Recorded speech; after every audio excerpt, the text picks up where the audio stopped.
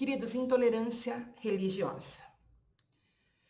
A intolerância ela possui várias faces. A face étnica, a face de gênero, a face da xenofobia e da intolerância aos conceitos religiosos que são diferentes do meu. Muitas vezes nós vamos ter discursos de ódio bastante violentos associados ao desconhecido. Aquilo que eu não compreendo, eu acabo discriminando e muitas vezes proibindo. No Brasil, nós vamos ter um conjunto religioso bastante diversificado. E aqui, como o nosso processo colonial, ele traz o cristianismo como principal vertente, o catolicismo como principal vertente, acaba se gerando aqui as discriminações em relação aos outros grupos.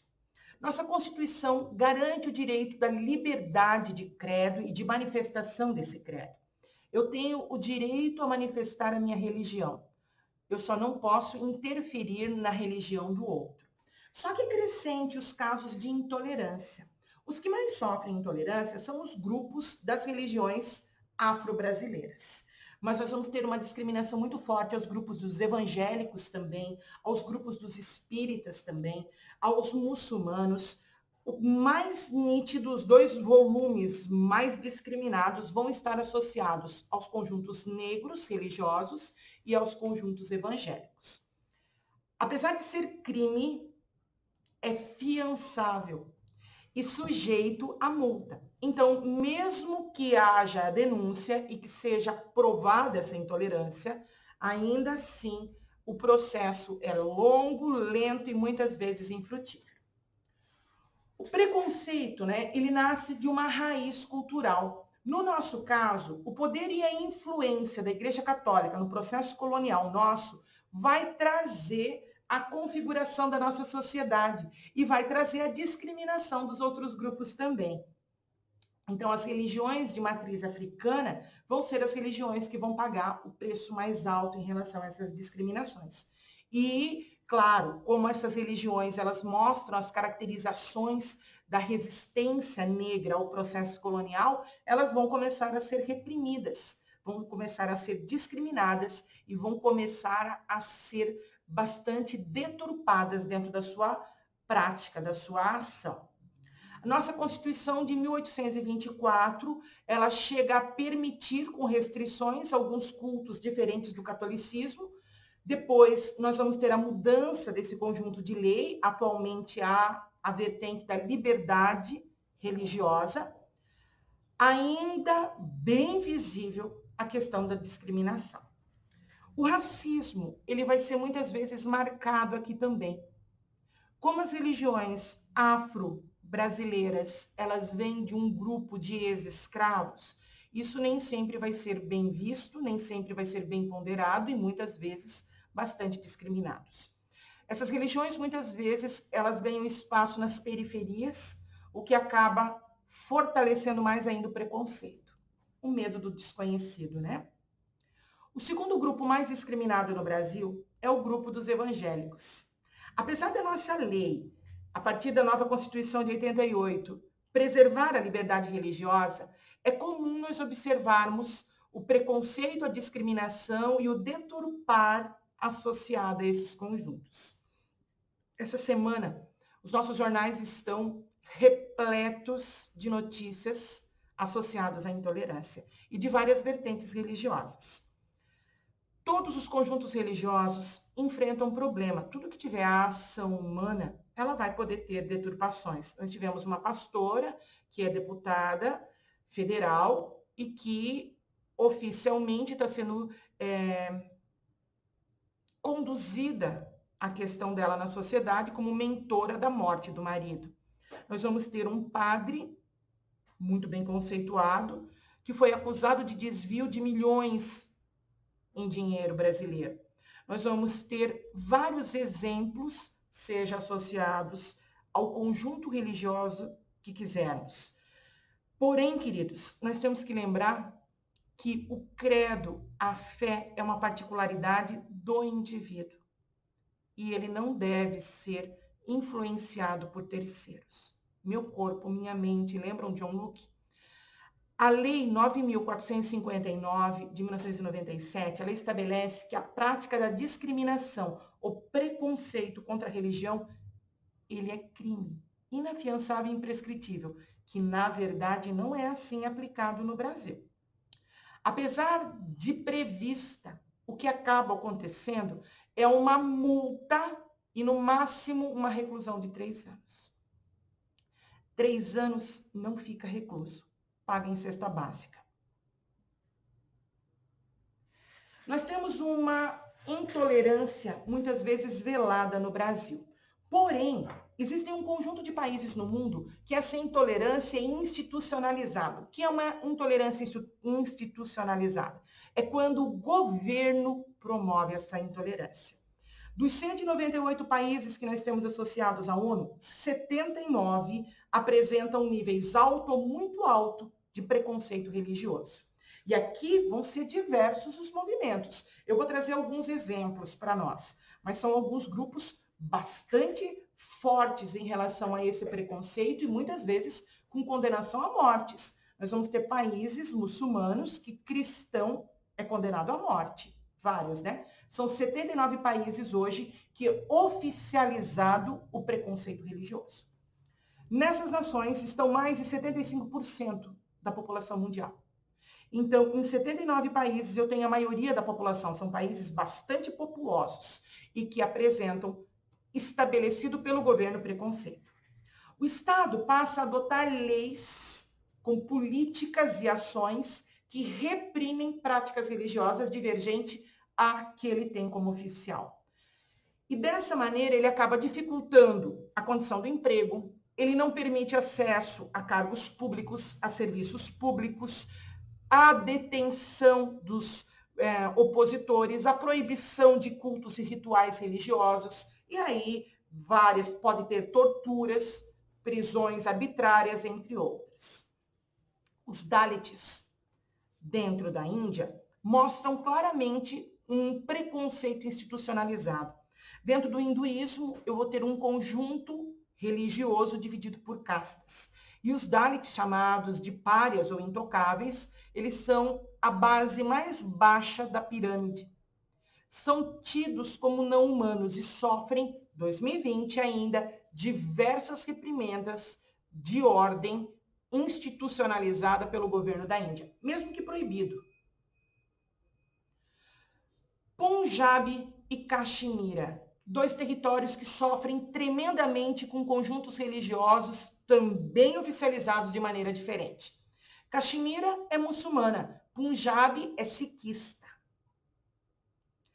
As castas, elas determinam um sistema onde eu tenho a encarnação estabelecendo cabeça, ombro, joelho, pé, a origem do Deus principal. E os Dalits são o pó que o Deus principal pisa. Por isso estão sujeitos a constantes humilhações, a assédios, espancamentos, estupros, esfaqueamentos diversos e geralmente sem punição. Caxemira é um território muçulmano dentro de um território que é hindu. Um território monoteísta num mundo politeísta. A população de Caxemira busca há muito tempo o reconhecimento como um território autônomo ou anexação ao Paquistão e dificilmente vai conseguir, pelo menos no momento atual. Mianmar. Mianmar também apresenta aqui uma modificação muito forte dentro dos padrões de conceituações religiosas. Nós vamos ter uma das líderes, atuais de Mianmar, sendo responsabilizada por limpeza étnica contra uma minoria muçulmana dentro do espaço. Essa mulher, ela ganhou o Nobel da Paz. Ela não perdeu o título do Nobel, mesmo sendo uma das agentes desse genocídio. China.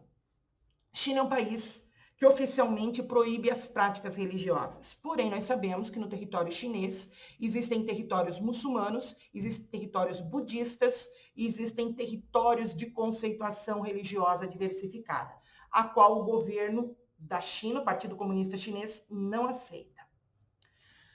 Dentro do mundo de perseguições religiosas, nós vamos ter uma face bastante cruel e violenta sendo implantada, seja através de assassinatos, atos terroristas, reprimendas de grupos, queima de livros e, obviamente, o mundo muçulmano vai ser um dos mais afetados. É no mundo muçulmano que nós vamos ter partidos políticos sendo associados ao extremismo fundamentalista jihadista, é onde nós vamos ver o crescimento de califados, como o que nós vimos ser implantado em 2014. Nós vamos ver crescimento de grupos bastante arbitrários nas suas ações, como, por exemplo, o Estado Islâmico, que acaba trazendo atos bastante sanguinários e, com isso, o preconceito dos demais países aos movimentos jihadistas. Vão ser responsáveis na atualidade, por um dos maiores números de refugiados e pela islamofobia. A islamofobia é o medo, a aversão ao Islã. Queridos, a conceituação religiosa do islamismo, ela prega o mesmo que o cristianismo e o mesmo que o judaísmo. Paz, amor, compaixão, fraternidade, comunhão com o próximo. As mesquitas, elas não ensinam matar, massacrar, discriminar. Elas ensinam a igualdade, a humanidade, a compaixão, fraternidade.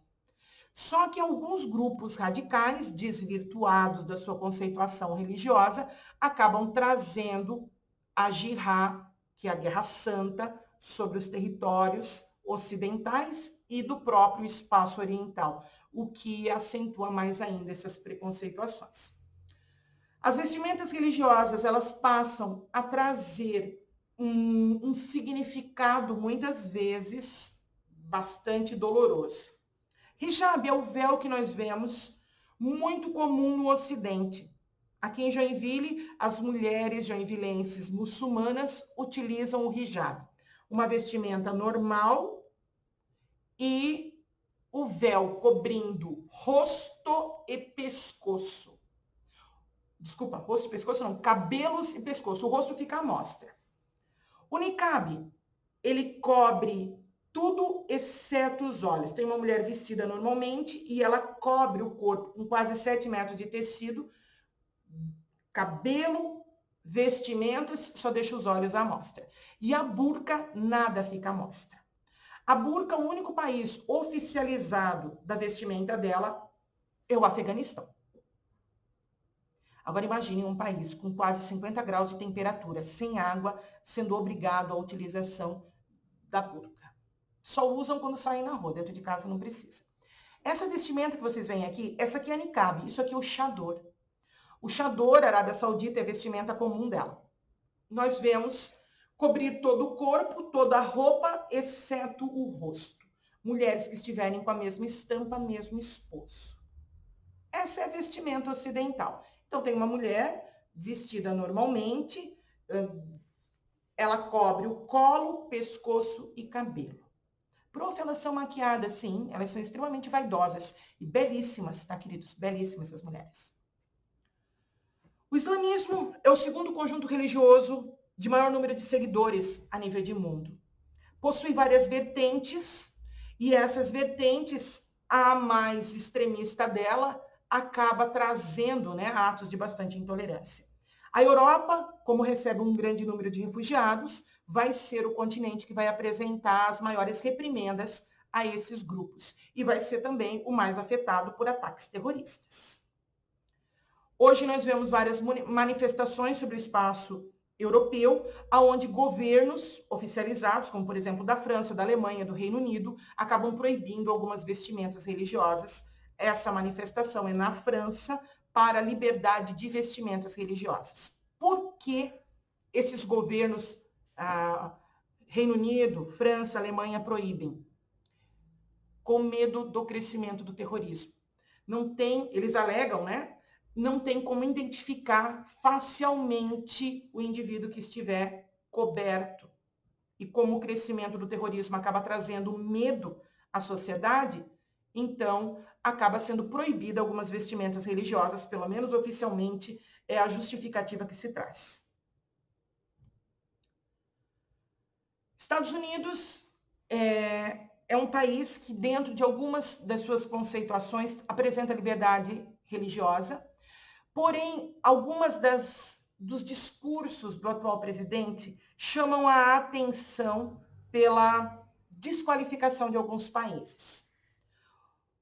Um dos seus discursos, né, atualmente ele está proibido de twittar, não sei se vocês sabem, mas um dos seus twitters ele diz, né, o presidente dos Estados Unidos classificou como El Salvador, Haiti e as nações africanas, que ele não identifica, como países de merda. Ele escreve isso, tá, queridos? Sinalizando que preferia abrir as portas para imigrantes noruegueses. Infelizmente, isso é de janeiro de 2018. Depois ele vai trazer uma abrandada, mas não uma abertura em relação aos imigrantes. A ONU condena termos pejorativos e racistas dentro de diversos discursos, não só o dele. E várias medidas, né, anti-imigrantes acabam ocorrendo. A xenofobia, ela acaba crescendo não só nos Estados Unidos, mas no mundo todo, como medo da influência de estrangeiros ou de tudo que seja diferente, e acaba se manifestando com uma força muito forte. Não é algo recente, nós vamos ver várias manifestações, inclusive na Grécia Antiga, né, que chamava de bárbaros tudo aquilo que não compactuava com os seus conceitos. Bárbaros, incivilizados. Os povos que não faziam parte do Império Romano eram bárbaros, eram impossíveis, né? A crise dos refugiados contribui para isso de forma significativa, a partir do momento que eu levo um grupo religioso muito volumoso por um espaço europeizado e elitizado. Aqui surge a questão dos muros que separam a humanidade, a formação dos preconceitos, dos empregos menos favorecidos, de uma violência crescente, e aí eu vou ter várias estruturas de discurso de ódio. A crise de refugiados mais forte que afetou a Europa foi em 2015, já tem aula gravada sobre isso, né? E aí nós vemos um crescimento muito forte desses discursos. No Brasil não é diferente. Nós vemos o Brasil um discurso muitas vezes velado, mas mesmo assim xenófobo, associado a grupos venezuelanos, a grupos haitianos, a grupos muçulmanos e a grupos africanos. Xenofobia no Brasil é crime. E como toda lei da intolerância nossa, uma lei branda que muitas vezes não consegue ser aplicada. Os nossos imigrantes, eles têm acesso a serviços públicos, saúde, educação, justiça e os benefícios da Previdência.